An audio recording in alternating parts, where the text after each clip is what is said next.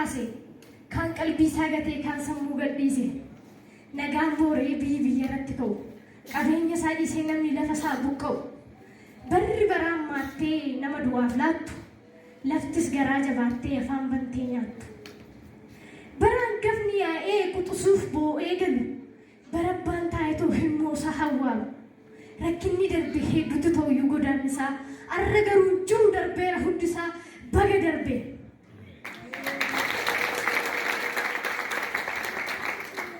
bara duuni baay'atee garmalee bushaa'u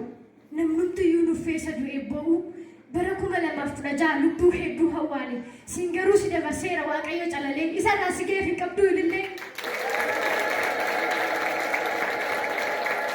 yoo yaa akkam jirtu hundumti keessanii baga jiraattanii waggaa irraa geessan arra ga'uun keenya baay'ee na gammachiisee barri dhuftu kan keenya jedhee walaloo barreesse kun lallabamoo walaloodhaan jedhii laafessanii hamee jalaa fudhadhaa barri kun kan keessanii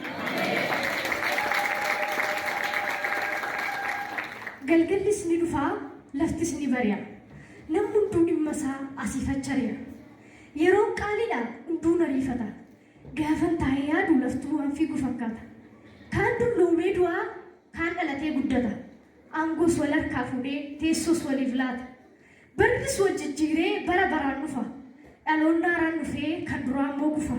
hunduu hin darba hin jiru kana fudhaabbatee Iyyasuus garuu hadda hin jijjiiramu raawwatee egaa ani kiristaana ati kiristaana warra Yesuusitti galee goluu kottaa walii gallaa jireenya akka duritti haa'alu inni kanaan dura baatee nu fide dabarsee amma bara baraatti nu jiraachisa boonsee yaada keenya mootummaa isaatti hidhannee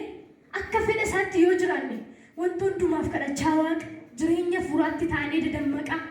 xaxaa hamaa hafuura seexanaa jibbisiisaa hojiiwwan dukkanaa waaqayyo hin godha miilla keenyaa gadi ani kiristaana jedhi lafa mugdee ka'i ormaaf gurra kenniin eenyummaa kee ta'i jawwicharra jedhu biyya lafaa moo'i elaamee waaqayyo hin caccabsaa kiyyoo diina keenyaa ameen jedhaa fudhadhaa barri dhufu kan keenya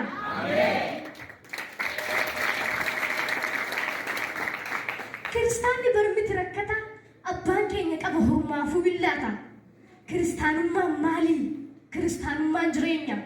mootummaa waaqaas nu dhorku yoo horanne qabeenya nuti kiristaana warra kaaniifuu kan fakkeenya ta'u hojjennee guddanna kiristaanni hin dhibaamu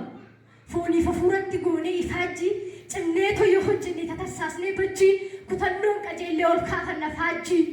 misiraachoo numatu sooromee taa abbaa qabeenyaa sababni isaa maalii barri kun kan keenya hamee jalaa jabeessaati kottaa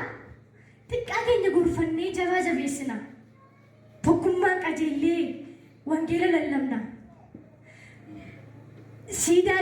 jige kaasee dhaloota hijaaru dallaa hiyyeessaa kan kaasee hijaaru wangeela yoo barsiisne dhaloota hegeree wangeela keenya biyya lafaa mararratti mirmirsinaa tokkummaan qajeellee faajji keenya ol kaafanna galatoomaa ayyaana gaarii isiniif haa ta'u